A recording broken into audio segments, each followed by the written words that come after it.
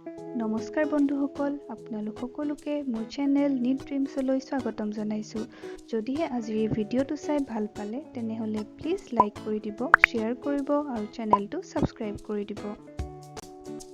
দহি বাতিবৰ বাবে মই চাদৰৰ আগকেইটা এনেদৰে চিলাই লৈছোঁ। তাৰপিছত মই সূতাখিনি এনেধৰণে উলিয়াই লৈছোঁ। মই ইয়াত পদ্মিনী সূতা ব্যৱহাৰ কৰিছোঁ। আপোনালোকে এনেকুৱা ধৰণৰ চিল্কৰ গুলিও ব্যৱহাৰ কৰিব পাৰে। আৰু আমাক লাগিব এটা কটন গুলি, বেজি আৰু এখন কেঁচি।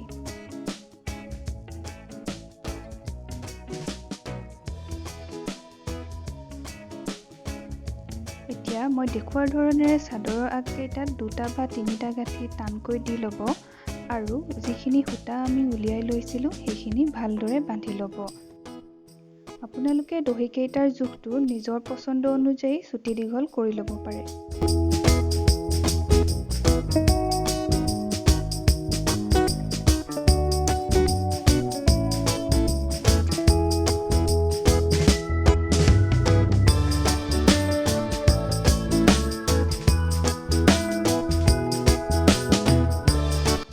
সূতাখিনি বান্ধি হোৱাৰ পিছত এটা নিৰ্দিষ্ট জোখত কেঁচিৰে কাটি দিব।